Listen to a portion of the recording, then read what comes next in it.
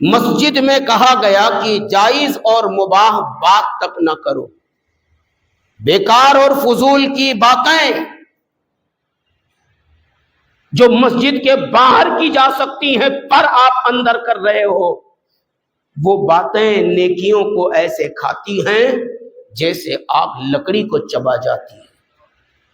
کنٹلو لکڑی آگ چبا جاتی ہے، تھوڑی سی راکھ نظر آتی ہے، ایسے ہی ہوتا ہے۔ تو مسجد میں آتے ہو عبادت کے لیے، مسجد میں آتے ہو نیکیاں کمانے کے لیے، یہ بیٹھ کے بکواس جو کرتے ہو چند مل کے، جتنا نیکی پائے نہیں رہتے ہو اس سے زیادہ تو تم گما کے چلے جاتے ہو، مائنس میں لوٹتے ہو، پلس کی نوبت نہیں آتی۔ اپنی اصلاح کر لو۔ جب اللہ کے گھر میں آؤ تو دل تعظیم سے جھومے، جب اللہ کے گھر میں آؤ تو دل ادب سے بالکل پابند ہو ادب کا۔ تم سے ہو سکتا ہو تو صفائی کر لو، تم سے ہو سکتا ہے تو مسجد کی نظافت کا خیال رکھو۔ اب یہاں وہ لوگ کو بھی نصیحت لینی چاہیے جو کبھی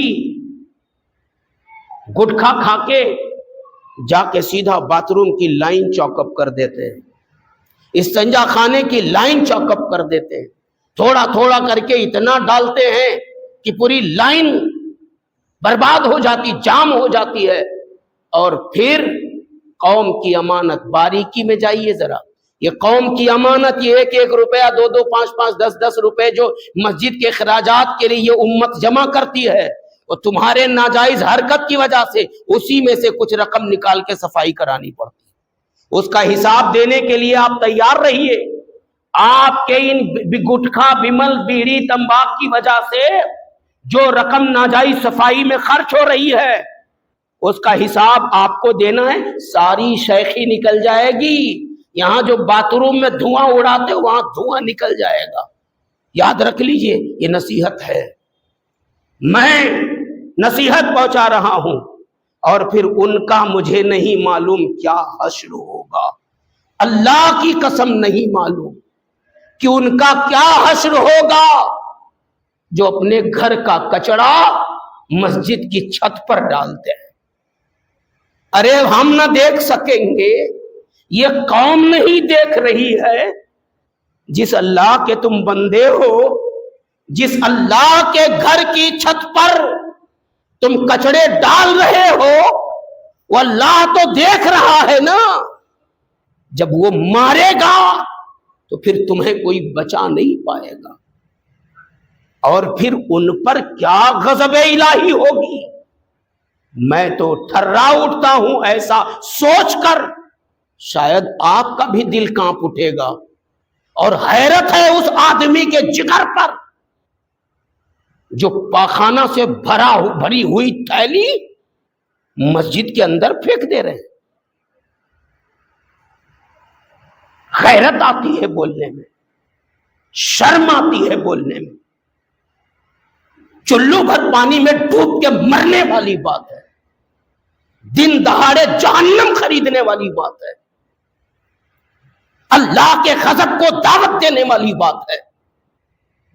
میں کہتا ہوں تمہاری گھر کی عورت، تمہارے ہی گھر کا کسی فرد ہو، اس کا پاخانہ تھیلی میں بھر کے تمہارے بیڈ روم میں رکھ دے، تم کو اچھا نہیں لگے گا۔ تمہارے گھر کے کسی کونے میں رکھ دے، تم کو اچھا نہیں لگے گا، گھر بھر گھن کرو گے۔ پھر آپ اللہ کے گھر کے لیے ذرا سوچو، مر گیا ہے آنکھ کا پانی، غیرت بیچ ڈالے ہو، جو کافر نہ کر سکے وہ کرنے پر آمادہ ہوئے ہو، اور پھر کہتے ہو کہ آپ بولتے کیوں ہو، پھر کہتے ہو کہ آپ ایسا کہتے کیوں ہو۔ ارے تمہاری سرکشی پر ہم نہ بولیں تو ہم بھی تو مجرم ہو جائیں گے۔ اب ان کا کیا ہوگا، ان کا کیا ہوگا مجھے نہیں پتا۔ سدھر جاؤ پیارے، اللہ کے گھر کی صفائی نہیں رکھ سکتے، تم کو توفیق نہیں ہے کہ ایک دن جھاڑو لے کر آؤ اللہ کے گھر میں جھاڑو لگا دو، تم کو توفیق نہیں ہے کہ ایک دن لاؤ جھاڑو پوچھا وضو خانہ صاف کر ڈالو۔ اگر یہ توفیق نہیں ہے تو کچڑے ڈالنے کا کام نہ کرو، اس میں تمہارا نقصان ہے، ابو الحسن کا کوئی نقصان نہیں ہے، مسجد کے ٹرسٹیوں کا کوئی نقصان نہیں ہے، خود مسجد کے مرتبے کا کوئی نقصان نہیں ہے، تیرا نقصان ہے۔